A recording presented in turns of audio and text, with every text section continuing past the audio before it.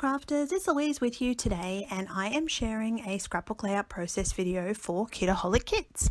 Now, the April kit is so full of lots of glorious rainbow type colours, but I decided that in order to make something a little bit different, I am going to create my own background, and I'm actually going to use more of the navies from within the kit to actually create something inspired by the frames of the collection. So first thing I'm doing is I'm taking the Lindy's Stamp Gang Magical Shakers and I've mixed them with the white acrylic paint, and I'm going to paint these chipboard frames. Now, in hindsight, I probably should have added a layer of gesso first so that I would actually get the true colour. So what happens is, because I'm painting the blue straight onto the brown chipboard, I'm sort of losing some of my vibrancy of my blue colour.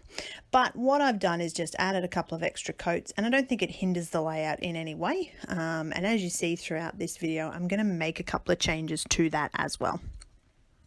So once I am finished doing these frames, I'm actually going to mix some of that Lindy's acrylic paint blend that I've made there, add a little bit of water to thin it out a little bit, and just put some splatters onto the whole background of the white cardstock.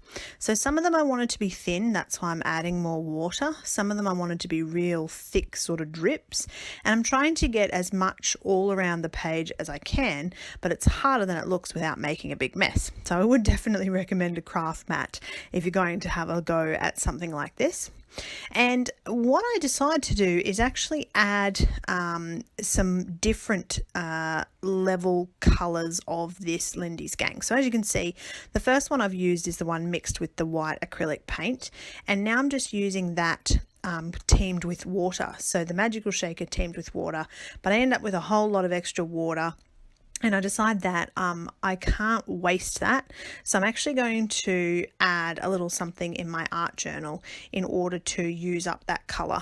So you can see it's quite vibrant when it's mixed with water, and what I wanted was to have this sort of drop effect, and I'm using my spray bottle to achieve that. And I know this is not actually part of the video, but I wanted to show you something that you could do to use up leftover products without actually wasting them.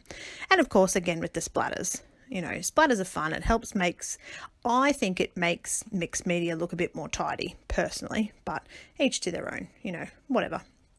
Whatever your preference is, go with it, absolutely. So I'm just going to pop that art journal aside to dry and then come back to my actual background. Now, because I've got, again, that different level of colour, by adding some white acrylic paint, I can change the depth of that colour, and you can see that now as I paint the chipboard frames. So really here all I'm doing is just adding elements and creating a background. Because I knew I wanted to have this sort of blue theme going on, that's why I haven't used any of the background papers from the collection kit. And I decided that with these frames, all I needed to do was simply cut the bottom off, and there we go, I've got squares. So really easy, really straightforward way to get this frame sort of background. And at this point, I'm not even really have a photo in mind. As you can see, I've not shown you a photo. I have no idea. I know I just wanted to create something with that sort of frame background and add lots of splatters and more colour into that background. So here is the most difficult part, and that's trying to find a photo. So I also cut an extra frame, as you can see, off camera. I've gone ahead and mounted my photo.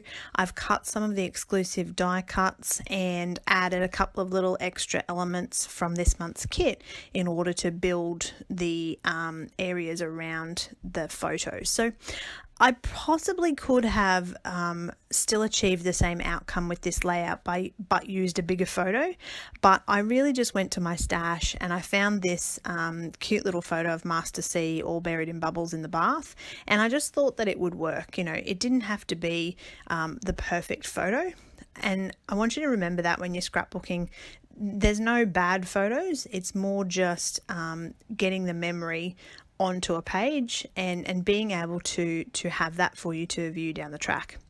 Now, the diamantes, the bling bling, as the girls call it in the kit club, there is a lot in this month's kit, so I thought I really need to get some of that onto a layout, and I've used the silver in order to help blend in with my blue sort of background.